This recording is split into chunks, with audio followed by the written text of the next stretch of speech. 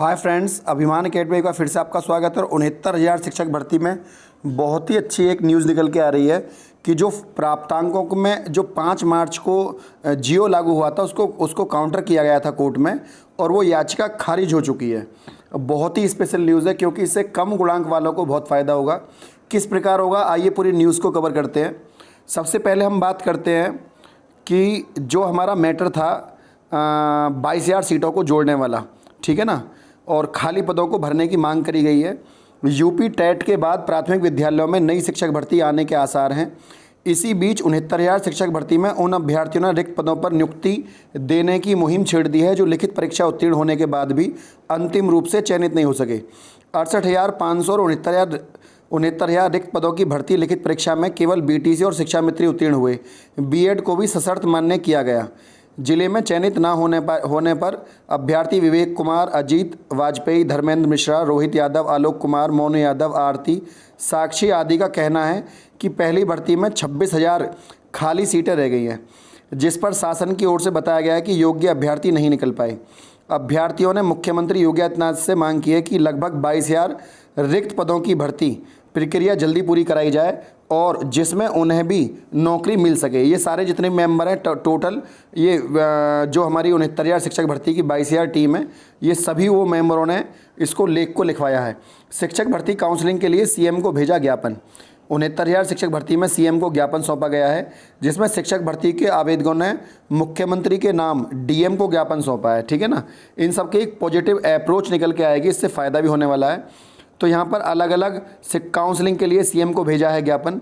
BSA नहीं भेज रहे हैं 69,000 शिक्षक भर्ती का डाटा, है ना।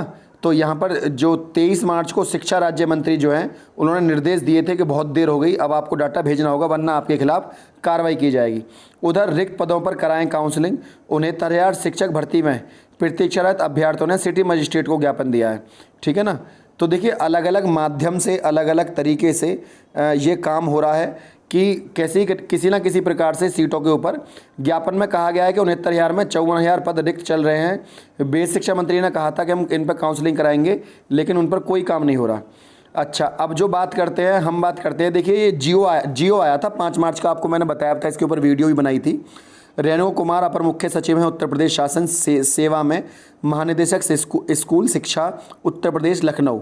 विषय है परिषदीय प्राथमिक विद्यालयों में 69,000 रिक्त पदों के सापेक्ष अभ्यर्थियों के चयन नियुक्ति प्रक्रिया के अभिलेखों में विसंगति के संबंध में स्पष्टीकरण।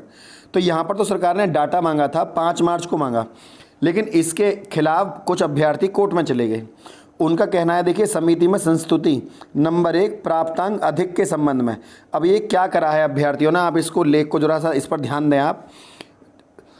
क्षमा चाहता हूँ, स्वास्थ्य थोड़ा सा ऐसा ही चल रहा है। जिन अभ्यर्थियों द्वारा अपने आवेदन पत्र में उनके पास उपलब्ध वैध प्रमाण पत्र अंक पत्रों के आधार पर अधिक प्राप्तांक अधिक किए गए थे, उनके अंक पत्रों प्रमाण पत्रों के संबंध में स्क्रूटनी, पूर्व मूल्यांकन और बैक पेपर में अर्जित अंक तथा अन्य किसी आधार पर प्राप्तांकों में विश्वविद्यालय निर्गमन संस्था द्वारा स्वयं परिवर्तन किया गया है तथा संबंधित प्रमाण पत्र आवेदन पूरित करने के पश्चात निर्गत किया गया, तो ऐसे अभ्यर्थियों के अंकों में परिवर्तन होने या आवेदन पत्र संबंधित अभ्यर्थियों को जिम्मेदार नहीं माना जा सकता, क्योंकि तत्समय संबंधित अभ्यर्थी के पास आवेदन पत्र में अंकित सूचना संबंधित प्रमाण पत्र में उपलब्ध थे। अतः ऐसे अभ्यर्थी यदि संबंधित जनपद में अपने वर्ग जनपद में अंतिम चयनित गुणांक में अधिक गुणांकधारी हैं, तो ऐसे अभ्यर्थियों को नियुक्ति पत्र निर्गत कर दिया जाए, है ना। यदि तो ये जो है इस संस्तुति में इन्होंने स्पष्टीकरण दिया है कि ऐसे अभ्यर्थियों को नौकरी दी जाए। लेकिन हुआ क्या, समिति में संस्तुति दिनांक 13/12/2020 को शासन के उपरोक्त दिनांक 15/1/2 में प्रेषित किया गया कि कम जिन बिंदुओं पर न्याय विभाग और कार्मिक विभाग में अभिमत प्राप्त किया जाना था, उस समय में न्याय विभाग और कार्मिक विभाग के परामर्श के आलोक में कार्रवाई की जाने का निर्णय लिया गया है। मतलब सरकार ने ही कहा था कि हम इसके बारे में विचार करेंगे कि ऐसा हो कि जिसने ज़्यादा गुणांक भर दिया था लेकिन वो फिर भी मेरिट में आ रहा है। तो इससे फिर क्या हुआ, कुछ अभ्यर्थियों ने कोर्ट में तर्क भी दिया था, उसके खिलाफ अभ्यर्थी गए। अभ्यर्थियों ने ये कहा, ऐसे तो कोई भी ज़्यादा गुणांक भर के नौकरी पा लेगा, और फिर ना ज़्यादा गुणांक भर के जब वो नौकरी पाएगा तो उसके बाद फिर वो अपनी मार्कशीट को सही करा लेगा, उसके बाद वो नौकरी पा लेगा। इससे तो ये प्रवृत्ति बढ़ेगी कि अपने फॉर्म भरते टाइम प्राप्तांक ज़्यादा भर दो। तो गवर्नमेंट ने इस जो जियो का जो ये मैटर था इसको वापस ले लिया। अब हुआ क्या कि डायरी नंबर है 6625/2021 और ये जो मैटर है आप देख रहे होंगे, ये इस मैटर को जो है डिस्पोज कर दिया गया है 8/4 को।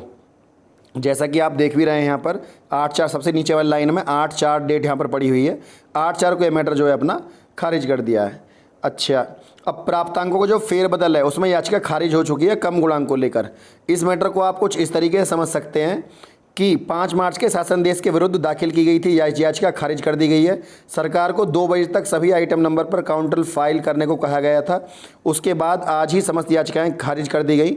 अधिक अंक भरने वाले अभ्यर्थी 5 मार्च शासनादेश के विरुद्ध कोर्ट गए हुए थे कि हमने ज़्यादा नंबर भर दिए, फिर भी हमें नौकरी दे दो, कोई बात नहीं।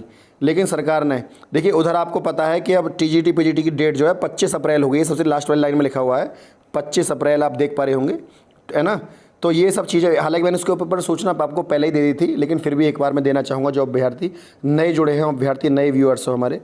तो 22,000 सीटों का जो मुद्दा है वो पूरी तरह से सुर्खियों में है और ऐसे अभ्यर्थी धड़ाधड़ याचिकाएं खारिज हो रही हैं कोर्ट में, ऐसे जो कि 4th काउंसलिंग को रोकने का प्रयास किया जा रहा है किसी भी तरीके से। और वैसे भी ये जो याचिका है जस्टिस यूनिस सर की बेंच में लगी थी और उनका तो आपको पता ही है कि उनका मोस्टली जो निर्णय होते हैं कहीं ना कहीं जो सरकार चाहती है इस तरह के आदेश वहाँ से निकल कर आते हैं। हालांकि न्याय प्रक्रिया है, न्याय प्रक्रिया में सत्य की जीत होती है, अब जैसी भी बात हो, लेकिन फ़िलहाल का जो डाटा निकल कर आ रहा है वो यही है। तो प्राप्तांकों में फेरबदल नहीं होगा। इससे ये फ़ायदा होगा कम गुणांक वाले बच्चे को कि पहले जो अभ्यर्थी 3rd काउंसलिंग के नौकरी लेकर जा रहे थे, लगभग ऐसे 700-800 बच्चे हैं जिन्होंने नंबरों के साथ छेड़छाड़ करी थी। तो नंबरों के साथ छेड़छाड़ करने वाले सभी अभ्यर्थियों को बाहर निकाल दिया गया है अब यहाँ पर। तो यहाँ 700-800 सीटें और बढ़ने वाली हैं, लेकिन मेरे ख्याल से 754 सीटें हैं। तो इससे बड़ा फ़ायदा होगा 4th काउंसलिंग में उन अभ्यर्थियों को जो एक 0.3, 0.2, 0.5, 0.6 से अपना गुणांक ऊपर नीचे देख रहे हैं, दशमलव के 3 अंक बाद भी गुणांक देखते हैं। तो एक नंबर यहाँ पर 3rd काउंसलिंग में बड़ा ही इंपॉर्टेंट रहेगा। तो फ्रेंड, यदि वीडियो आपको अच्छी लगी तो वीडियो को लाइक शेयर, चैनल को सब्सक्राइब करना ना भूलें। आज के लिए इतना ही। जय हिंद, जय भारत।